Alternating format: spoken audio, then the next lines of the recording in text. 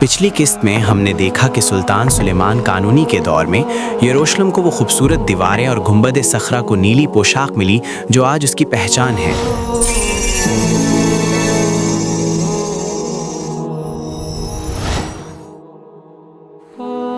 لیکن صدیاں گزرنے کے ساتھ ساتھ عثمانی سلطنت کمزور پڑتی گئی۔ 19ویں صدی کے آخر تک یورپ اسے مرد بیمار سک مین آف یورپ کہنے لگا تھا۔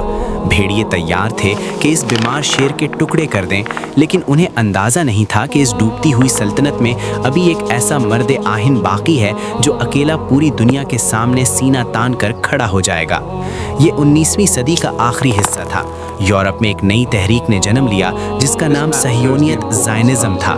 اس کا بانی تھیوڈور ہرٹزل تھا، جس نے 1897 میں سوئٹزرلینڈ کے شہر بازل میں پہلی صہیونی کانگریس بلائی اور یہ اعلان کیا یہودیوں کو اپنا ایک الگ وطن چاہیے اور وہ وطن صرف فلسطین ہوگا۔ کہ یہودیوں کو اپنا ایک الگ وطن چاہیے اور وہ وطن صرف فلسطین یعنی بیت المقدس ہوگا۔ اس وقت عثمانی تخت پر سلطان عبدالحمید خان ثانی براجمان تھے۔ وہ انتہائی ذہین، دور اندیش اور سچے عاشق رسول صلی اللہ علیہ وسلم تھے۔ وہ جانتے تھے کہ یورپ کی نظریں ان کی سلطنت کے ٹکڑوں پر نہیں بلکہ بیت المقدس پر ہیں۔ سلطان نے محسوس کر لیا تھا کہ یہودی یروشلم میں زمینیں خریدنے کی کوشش کر رہے ہیں۔ انہوں نے فوراً دفاعی اقدامات کیے۔ انہوں نے فلسطین کو براہ راست استنبول یعنی مرکز کے کنٹرول میں لے لیا۔ انہوں نے فلسطین کی زیادہ تر زمینیں اپنی ذاتی جیب سے خرید کر انہیں اراضی شاہی قرار دے دیا تاکہ کوئی انہیں بیچ نہ سکے۔ جب تھیوڈور ہرٹزل نے دیکھا کہ سیدھے طریقے سے فلسطین میں داخل ہونا ناممکن ہے تو اس نے عثمانی سلطنت کی معاشی مجبوریوں کا فائدہ اٹھانے کا فیصلہ کیا۔ عثمانی سلطنت اس وقت یورپی بینکوں کے قرضوں میں جکڑی ہوئی تھی۔ ہرٹزل نے سلطان تک رسائی حاصل کرنے کی کوشش کی۔ پہلے اس نے اپنے دوست یعنی نیولنسکی کے ذریعے اور پھر خود پیشکش بھجوائی۔ یہ پیشکش اتنی بڑی تھی کہ کسی بھی کمزور ایمان والے حکمران کا دل ڈول سکتا تھا۔ ہم عثمانی سلطنت کا سارا غیر ملکی قرضہ جو کروڑوں سونے کے سکوں میں تھا ادا کر دیں گے۔ ہم سلطنت عثمانیہ کا سارا غیر ملکی قرضہ ادا کر دیں گے۔ ہم عثمانی بحریہ کو جدید ترین بنا دیں گے۔ ہم سلطان کی ذاتی دولت میں بے پناہ اضافہ کر دیں گے۔ شرط صرف ایک تھی، ہمیں فلسطین میں یہودیوں کو آباد ہونے اور زمین خریدنے کی اجازت دے دی جائے۔ جب یہ پیشکش سلطان عبدالحمید خان ثانی تک پہنچی تو انہوں نے وہ تاریخی جواب دیا جو آج بھی تاریخ کے ماتھے کا جھومر ہے۔ انہوں نے ہرٹزل کو کہا، اپنا سونا اپنی جیب میں رکھو، میں فلسطین کی زمین کا 1 انچ بھی نہیں بیچ سکتا، کیونکہ یہ زمین میری نہیں، میری امت کی ملکیت ہے۔ میرے آباء و اجداد نے اس زمین کو اپنے خون سے سینچا ہے۔ میں اپنے جسم کے زندہ ٹکڑے کروا سکتا ہوں، لیکن میں یہ نہیں دیکھ سکتا کہ فلسطین کو خلافت سے کاٹ دیا جائے۔ جب تک میں زندہ ہوں یہ نہیں ہو سکتا۔ ہاں، جب میں نہیں رہوں گا اور خلافت بکھر جائے گی تب شاید تم اسے مفت میں لے لو، لیکن میرے جیتے جی یہ ممکن نہیں۔ نکل جاؤ یہاں سے۔ اپنا سونا اپنی جیب میں رکھو، میں فلسطین کی زمین کا 1 انچ بھی نہیں بیچ سکتا، کیونکہ یہ زمین میری نہیں، میری امت کی ملکیت ہے۔ میرے آباء و اجداد نے اس زمین کو اپنے خون سے سینچا ہے۔ میں اپنے جسم کے زندہ ٹکڑے کروا سکتا ہوں، لیکن میں یہ نہیں دیکھ سکتا کہ فلسطین کو خلافت سے کاٹ دیا جائے۔ سلطان نے مزید کہا، جب تک میں زندہ ہوں یہ نہیں ہو سکتا۔ ہاں، جب میں نہیں رہوں گا اور خلافت بکھر جائے گی تب شاید تم اسے مفت میں لے لو، لیکن میرے جیتے جی یہ ممکن نہیں۔ سلطان جانتے تھے کہ یہودی باز نہیں آئیں گے۔ انہوں نے انتظامی سطح پر سخت ترین قوانین نافذ کیے۔ سرخ اجازت نامہ، ریڈ پاسپورٹ۔ سلطان نے قانون بنایا کہ کوئی بھی یہودی یروشلم کی زیارت کے لیے آ سکتا ہے، لیکن اسے داخلے پر ایک سرخ کارڈ دیا جاتا تھا جس کی میعاد صرف 30 دن یا 3 مہینے تھی۔ اس مدت کے بعد اسے ملک چھوڑنا پڑتا تھا۔ انہوں نے عثمانی شہریوں اور گورنروں پر سختی سے پابندی لگا دی کہ کوئی بھی یہودیوں کو زمین نہیں بیچے گا۔ صہیونیوں کو سمجھ آ گئی کہ جب تک عبدالحمید تخت پر ہے اسرائیل کا خواب کبھی پورا نہیں ہو سکتا۔ چنانچہ اب انہوں نے راستہ بدل لیا۔ انہوں نے زمین خریدنے کے بجائے سلطان کو ہٹانے کی سازش شروع کر دی۔ یہ تاریخ کا ایک دردناک باب ہے۔ صہیونیوں اور یورپی طاقتوں نے سلطان کے خلاف پروپیگنڈا شروع کیا۔ انہوں نے خود ترکی کے اندر نوجوانوں کی ایک تنظیم ترک نوجوان کو اپنے جال میں پھنسایا، انہیں آزادی اور جمہوریت کے خواب دکھائے۔ افسوس، مسلمان نوجوان اپنے ہی خلافت کے خلاف साफ हो गए। फौज में बगावतें करवाई गईं। सुल्तान अब्दुल हमीद चाहते तो वो बागियों का खून बहा सकते थे, लेकिन उन्होंने कहा मैं मुसलमानों का खून बहाकर तख्त पर नहीं रहना चाहता। 27 अप्रैल 1909 का मनहूस दिन आया। इस्तांबुल के यल्दिज महल में सुल्तान को माजूल करने का परवाना लेकर 4 लोग आए। इन चारों में एक शख्स इमैनुअल कुरासो था, जो एक यहूदी था। ये कुदरत का कैसा अजीब मजाक था कि खलीफा को हटाने का पैगाम लाने वाला वही यहूदी था जिसे सुल्तान ने फ़लस्तीन देने से इनकार किया था। सुल्तान अब्दुल हमीद को तख्त से हटाकर कैद कर दिया गया और उनकी ज़ाती ज़मीनें जो उन्होंने फ़लस्तीन बचाने के लिए ख़रीदी थीं, रियासत के नाम करके छीन ली गईं। सुल्तान अब्दुल हमीद की माजूली दरअसल बैतुल मक़दस की हिफाजत की आखिरी ढाल का टूटना था। उनके जाते ही उस्मानी सल्तनत यतीम हो गई। नौजवान और नातजर्बाकार हुक्मरान इक़्तिदार में आए जो यूरोपी साजिशों का मुकाबला ना कर सके। यहूदियों के लिए रास्ता अब साफ था। जो रुकावट हिमालय की तरह खड़ी थी, अपनों की गद्दारी ने गिरा दी। अब हालात पहली जंग अजीम की तरफ बढ़ रहे थे, जहां मशरिक़ मौसिता का नक्शा हमेशा के लिए बदलने वाला था। सुल्तान अब्दुल हमीद खान की माजूली के बाद इस्तांबुल में जो नए हुक्मरान यानी यंग टर्क्स आए, वो सियासी बसीरत से आरी थे। 1914 में जब पहली जंग अजीम यानी वर्ल्ड वॉर 1 की आग भड़की, तो उन्होंने एक जज्बाती और गलत फैसला किया और जर्मनी का साथ देते हुए जंग में कूद पड़े। ये वो मौका था जिसका यूरोपी ताकतें सदियों से इंतजार कर रही थीं। वो मर्द बीमार यानी सल्तनत उस्मानिया को ख़त्म करने और मशरिक़ मौसता को आपस में बांटने के लिए तैयार बैठे थे।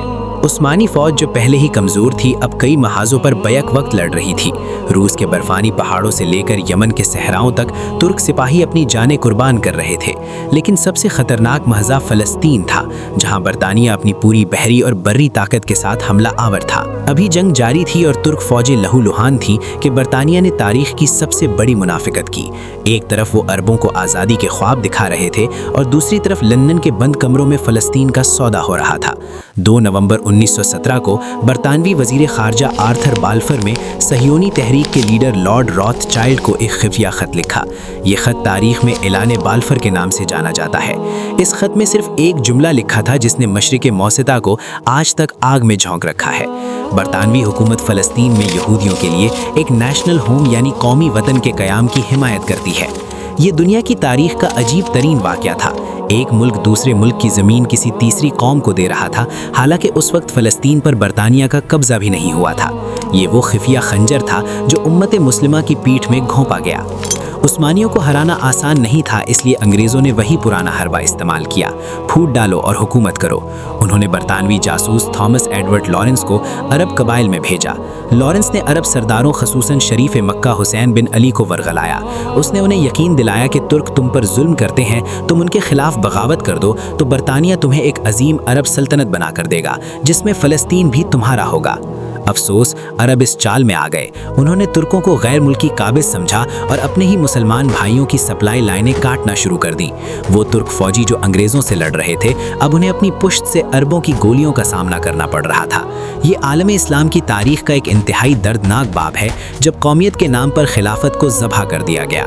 1917 के आखिर तक बरतानवी जनरल एडमंड एलनबी की फ़ौजें मिस्र से होती हुई फ़लस्तीन में दाखिल हुईं।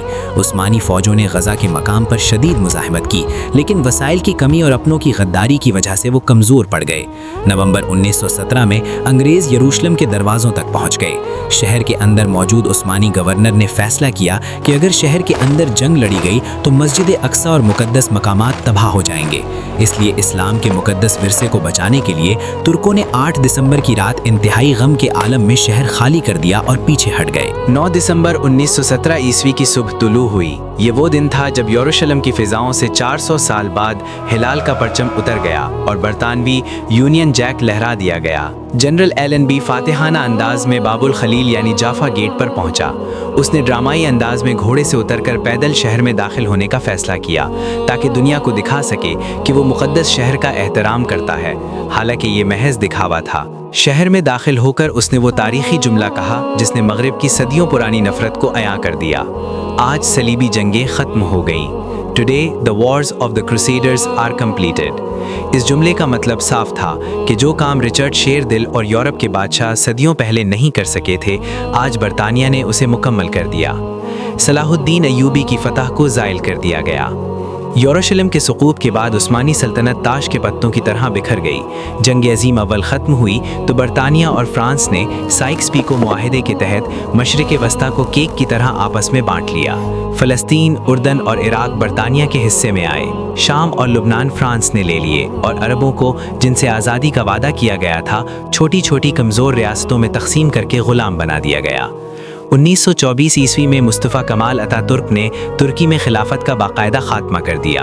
अब फ़लस्तीन का कोई वाली वारिस नहीं था। ऐलान बाल्फोर पर अमल करने का वक्त आ गया था। बरतानिया ने दुनिया भर से यहूदियों के जहाज़ भर भर कर फ़लस्तीन लाने शुरू कर दिए और उन्हें वहाँ बसाना शुरू कर दिया। बरतानवी सरपरस्ती में दुनिया भर से यहूदियों के जहाज़ हैफा और याफा के साहिलों पर उतरते रहे और फ़लस्तीनियों को उन्हीं की ज़मीनों से बेदखल किया जाता रहा। ये सिलसिला 30 साल तक जारी रहा, यहाँ तक कि वो वक्त आ गया जब बरतानिया ने अपना मिशन मुकम्मल कर लिया।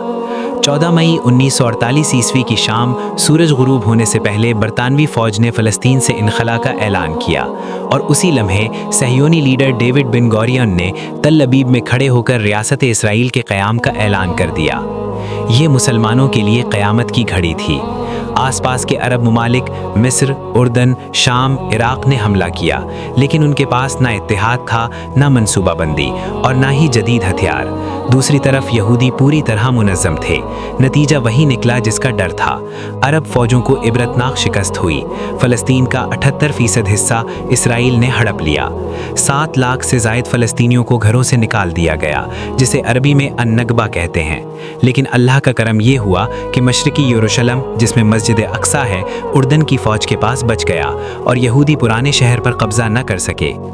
अगले 19 साल तक यरूशलेम 2 हिस्सों में बटा रहा, मगरिबी हिस्सा इसराइल के पास और मशरिकी हिस्सा मस्जिद अक्सा समेत उर्दन के पास। मस्जिद अक्सा के मीनारों से अजान तो हो रही थी, लेकिन ख़तरे की घंटियां बज रही थीं। फिर 1967 का साल आया जो तारीख़ इस्लाम के स्याह तरीन सालों में से एक है। इसराइल अब ताकतवर हो चुका था और उसकी नज़रें मशरिकी यरूशलेम पर थीं। 5 जून 1967 ईस्वी को इसराइल ने अचानक मिस्र, उर्दन और शाम पर फ़िज़ाई हमला कर दिया। ये जंग सिर्फ 6 दिन जारी रही और इसे 6 डे वॉर कहा जाता है। इन 6 दिनों में अरबों की फ़िज़ाइया ज़मीन पर ही तबाह कर दी गई। 7 जून 1967 ईस्वी बुध का दिन मस्जिद अक्सा की तारीफ का सबसे भारी दिन था। इसराइली पैराट्रूपर्स बाबुल अस्बात यानी लायंस गेट के रास्ते कदीम शहर में दाखिल हुए। उर्दूनी सिपाहियों ने दीवारों पर मुज़ाहमत की कोशिश की, लेकिन वो शहीद कर दिए गए। सुबह 10 बजे तक इसराइली फ़ौज मस्जिद अक्सा के अहाते में दाखिल हो चुकी थी। जनरल मॉर्डिकाई गर ने वायरलेस पर वो पैगाम दिया जिसने यहूदियों को दीवाना कर दिया। The temple mount is in our hands, यानी हैकल का पहाड़ हमारे कब्ज़े में है। सदियों बाद पहली बार यहूदी सिपाही मस्जिद अक्सा के सहन में दंदनाते फिर रहे थे। उन्होंने गुंबद सखरा पर इसराइल का झंडा लहरा दिया। मगरिबी दीवार यानी दीवार गिरिया पर यहूदियों का हुजूम उमड़ आया और वो खुशी से रोने लगे। हालांकि कुछ घंटों बाद सियासी वजूहात की बिना पर झंडा उतार दिया गया और मस्जिद का इंतज़ाम उर्दन के वक्फ के पास रहने दिया गया, लेकिन चाबियाँ और इक़्तिदार अब मुकम्मल तौर पर इसराइल के पास था और आज तक है। यरूशलेम के सुकूत के 2 साल बाद एक ऐसा वाक़या पेश आया जिसने आलम इस्लाम के दिल को छलनी कर दिया। 21 अगस्त 1969 की सुबह 7 बजे एक ऑस्ट्रेलियाई जुनूनी ईसाई सयाह जिसका नाम डेनिस माइकल रोहन था, वो मस्जिद अक्सा यानी जामे क़िबली के अंदर दाखिल हुआ। वो यहूदियों के अकायद से मुतासिर था और समझता था कि मस्जिद अक्सा को गिराकर हैकल बनाना ज़रूरी है। इस बदबख्त ने मस्जिद के मिंबर के नीचे केमिकल छिड़का और आग लगा दी। आग के शोले तेजी से बुलंद हुए। मस्जिद के सुतून और छत आग की लपेट में आ गए। फ़लस्तीनी मुसलमान, बूढ़े, बच्चे और जवान बाल्टियों में पानी और मिट्टी लेकर आग बुझाने दौड़ पड़े। इसराइली फोर्सेस ने पानी की सप्लाई लाइनें बंद कर दी और फायर ब्रिगेड को रोके रखा। मुसलमानों ने अपनी जान पर खेलकर कई घंटों बाद आग पर काबू पा लिया, लेकिन तब तक बहुत बड़ा नुकसान हो चुका था। वो तारीखी मिंबर जिसे नूरुद्दीन जंगी ने हलब में बड़े अरमानों से बनवाया था और जिसे सलाहुद्दीन अयूबी ने फातिहाना शान से अपने हाथों से नस्ब किया था, वो मिंबर जलकर राख का ढेर बन चुका था। ये सिर्फ लकड़ी नहीं जली थी, बल्कि मुसलमानों की तारीख, उनका फ़ख्र और उनकी गैरत जल गई थी। इस सानहे के बाद दुनिया की आंखों में धूल झोंकने के लिए एक अदालती ड्रामा रचा गया। इस मुजरिम को डेनिस माइकल रोहन को अदालत में पेश किया गया। मुसलमानों ने एहतजाज भी किए, रैलियां भी निकाली, लेकिन फैसला वही हुआ जो पहले से तय था। इस्राएली अदालत ने बड़ी आसानी से उसे जहनी मरीज करार देकर बरी कर दिया और उसे बाहिफाजत अपने मुल्क वापस भेज दिया। ऐ मुसलमानों, जरा ठंडे दिमाग से सोचो, ये कैसा इंसाफ है। अगर आज कोई मुसलमान अपने हक के लिए पत्थर भी उठाए तो पूरा मगरिब का मीडिया उसे दहशतगर्द यानी टेररिस्ट का लेबल लगा देता है, उस पर बमबारी की जाती है और उसकी नस्लें तबाह कर दी जाती हैं। लेकिन जब कोई यहूदी या ईसाई हमारे मुकद्दस तरीन मकाम को आग लगा दे, हमारे कुरान जलाए, तो उसे महज पागल या जहनी मरीज कहकर इज्जत से छोड़ दिया जाता है। क्या ये पागलपन का सर्टिफिकेट सिर्फ उनके मुजरिमों के लिए है? याद रखो, ये दुनिया का दोहरा मेआर यानी हिपोक्रेसी है और हमारी कमजोरी और बेहिसी का मुंह बोलता सबूत है कि हमने इस फैसले को भी चुपचाप कबूल कर लिया। इस बेहिसी को देखकर इस्राएली वजीर आजम गोल्डा मेयर ने उस रात कहा था, इस रात मैं सारी रात नहीं सोई, मुझे डर था कि सुबह तक दुनिया भर के मुसलमान इसराइल पर हमला कर देंगे। लेकिन जब सुबह सूरज तुलू हुआ और कुछ नहीं हुआ तो मुझे यकीन हो गया कि हम जो चाहें कर सकते हैं, क्योंकि ये उम्मत सो चुकी है।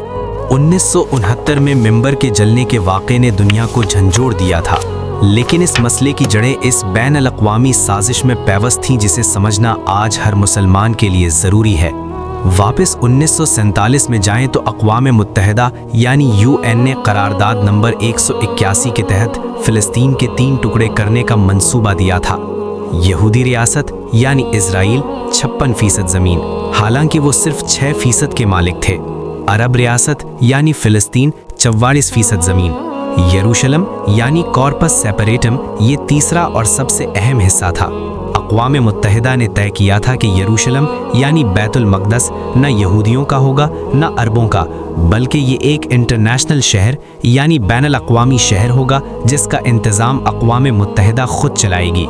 ये महज एक कागज़ी धोखा था। दुनिया को दिखाने के लिए इसे बैनुल अक़वामी शहर कहा गया, लेकिन अमली तौर पर इज़राइल ने कभी इस कानून को नहीं माना। 1948 में उन्होंने मगरबी हिस्से पर कब्जा किया और 1967 में मशरकी हिस्से मस्जिद अक्सा पर भी कब्जा करके इसे अपना अबदी दारुल हुकूमत करार दे दिया। आज दुनिया भर के कवानीन की धज्जियां उड़ाते हुए वहां सिर्फ और सिर्फ सह्यूनी कानून चलता है। वो बैनुल अक़वामी जोन अब अमली तौर पर एक फौजी छावनी बन चुका है। यरूशलम पर मुकम्मल कब्जे के बाद इज़राइल ने अपनी अगली चाल चली। ये चाल ज़मीन के ऊपर नहीं बल्कि ज़मीन के नीचे थी। 1980 की दहाई से इज़राइल ने आसार कदीमा की तलाश के बहाने मस्जिद अक्सा की बुनियादों के नीचे खुदाई शुरू कर दी।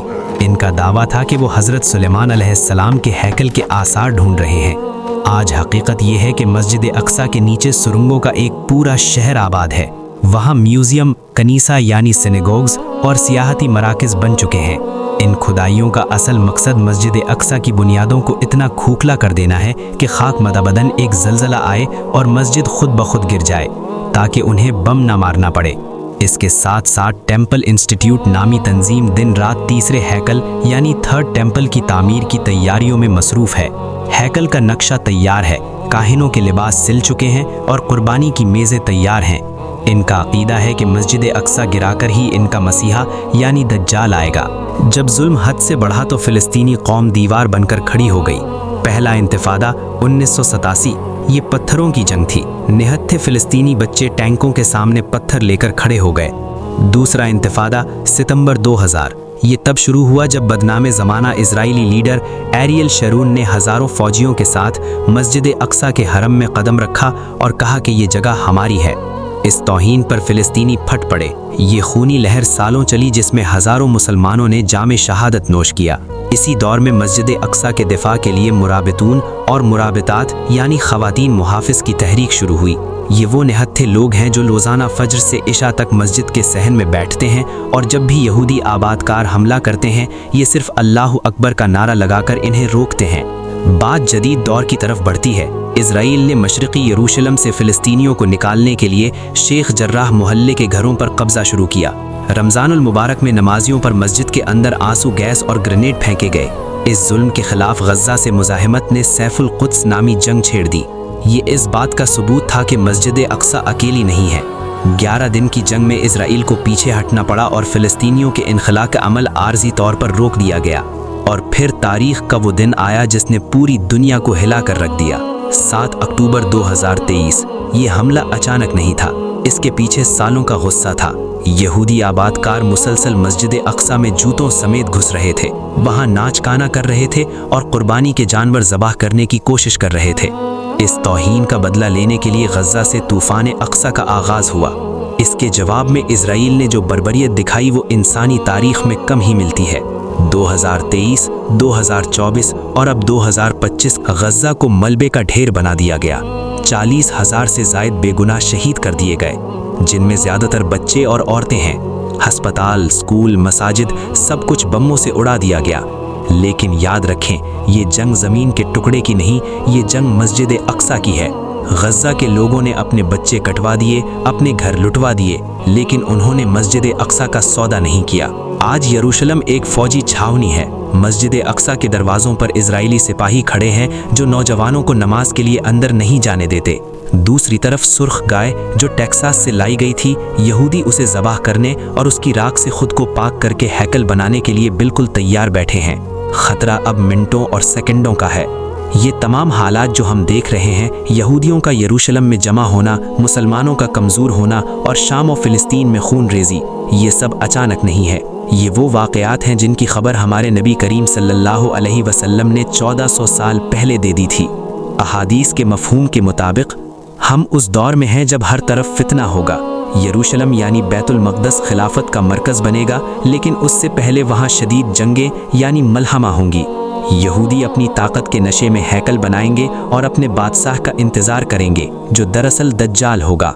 इस जुल्म के अंधेरे को चीरने के लिए इमाम मेहदी का ज़ुहूर होगा, जो उम्मत को मुत्तहिद करेंगे। और फिर दमिश्क के सफ़ेद मीनार पर हज़रत ईसा अलैहिस्सलाम का नुज़ूल होगा, जो दज्जाल को बाबे लुद यानी जो आज इज़राइल का एयरपोर्ट इलाका है के मकाम पर कत्ल करेंगे। ये जंगें, ये तकालीफ, ये सब इसी बड़े क्लाइमैक्स की तैयारी है। हम तारीख़ के आखिरी औराक में जी रहे हैं।